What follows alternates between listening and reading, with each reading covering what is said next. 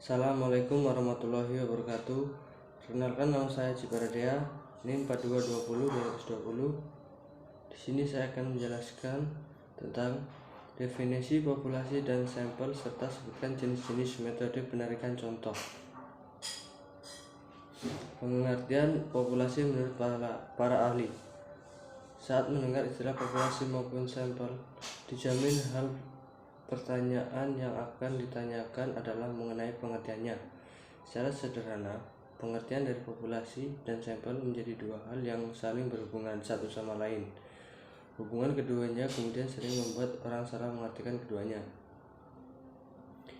Populasi merupakan jumlah keseluruhan dari objek penelitian.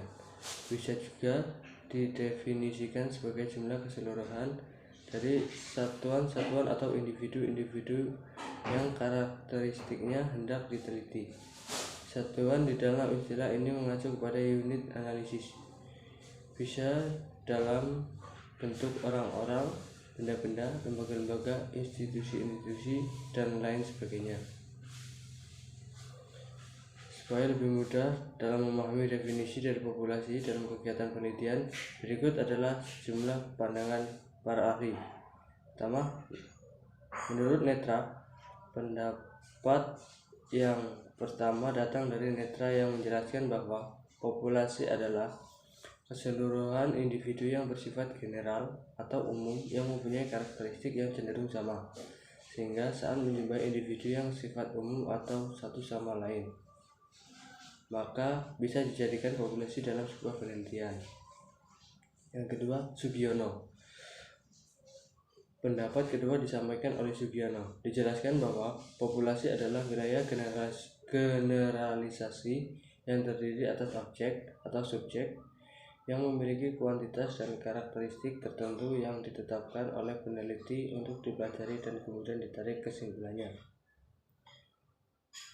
Yang ketiga, Hadari Nawawi. Selanjutnya adalah pendapat yang disampaikan oleh Hadari Nawawi. Dijelaskan bahwa populasi adalah keseluruhan objek penelitian yang terdiri atas manusia, hewan, benda-benda, tumbuhan, peristiwa, gejala, ataupun nilai tes sebagai sumber data yang mempunyai karakteristik tertentu dalam suatu penelitian yang dilakukan. Nomor 4, Bugin. Bugin juga menyampaikan pendapatnya terkait pengertian populasi. Menurutnya, populasi adalah keseluruhan universum dari objek penelitian berupa manusia, hewan, tumbuhan, udara, gejala, nilai, peristiwa, sikap hidup, dan sebagainya. Nomor 5, menurut Nur Salam, adalah pendapat yang disampaikan oleh Nur Salam disampaikan bahwa populasi adalah keseluruhan dari variabel yang menyangkut masalah yang diteliti, sehingga selama suatu variabel masih memiliki hubungan dengan topik yang diteliti, maka termasuk ke dalam populasi penelitian. Pengertian sampel menurut para ahli. Jika pengertian populasi sudah dijelaskan di atas, lalu apa pengertian dari sampel? Sampel secara sederhana bisa diartikan sebagai sebagian kecil dari objek penelitian yang dipilih oleh peneliti, sehingga dari keseluruhan objek penelitian yang disebut dengan istilah populasi kemudian diambil beberapa saja objek diambil ini disebut sampel. Sama seperti populasi, pengertian dari sampel juga dikemukakan oleh sejumlah ahli. Berikut beberapa di antaranya. 1. Oleh Sugiono. Sampel diartikan atau didefinisikan sebagai bagian dari keseluruhan serta karakteristik yang dimiliki oleh sebuah populasi. Dijelaskan pula pengambilan sampel dilakukan peneliti karena beberapa kondisi. Pertama, karena jumlah suatu objek peneliti sangat besar dan peneliti tidak mungkin meneliti objek satu persatu secara keseluruhan. Kedua, bertujuan untuk mempelajari objek peneliti dalam skala kecil yang kemudian diberlakukan kepada keseluruhan objek penelitian, sehingga bisa memanfaatkan waktu sebaik mungkin, karena tidak perlu meneliti objek yang jumlahnya terlalu banyak dan karakternya terlalu beragam. 2. Arikunto. Sedangkan menurut pendapat Arikunto, sampel adalah sebagian atau sebagai wakil populasi yang akan diteliti. Jika penelitian dilakukan sebagian dari populasi, maka bisa dikatakan bahwa peneliti tersebut adalah peneliti sampel. Sebab peneliti dijamin akan mengambil beberapa populasi saja untuk diteliti secara mendalam. Terakhir, yang ketiga adalah pendapat dari Nana Sujana yang menjelaskan bahwa sampel adalah sebagian dari populasi yang dapat dijangkau serta memiliki sifat yang sama dengan populasi yang diambil sampel tersebut.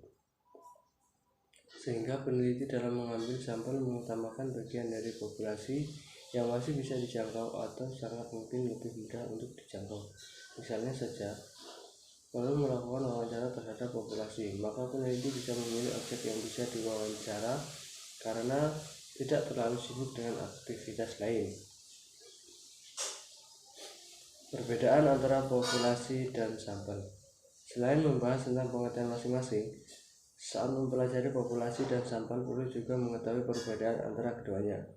Mengingat antara populasi maupun sampel ini memang saling berhubungan dan bahkan membahas objek yang sama, yakni merupakan satu kesatuan dari objek penelitian, maka banyak yang memberi definisi sama.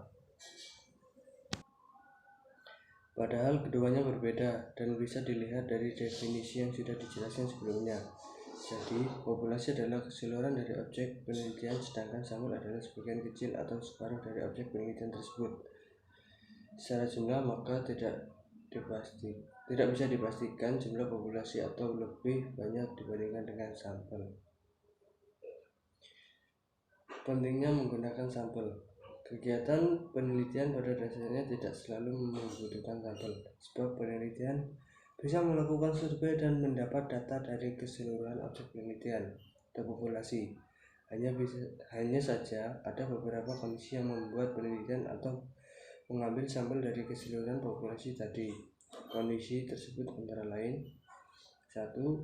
Ukuran populasi terlalu besar. Kondisi yang pertama adalah karena ukuran populasi yang terlalu besar, misalnya dari jumlah masyarakat di sebuah desa yang dijadikan objek penelitian. Jika jumlahnya sampai ratusan bahkan ribuan, maka tidak mungkin peneliti melakukan penelitian ke ribuan penduduk tersebut. Sampel kemudian diambil dan nantinya akan mewakili keseluruhan populasi. Data yang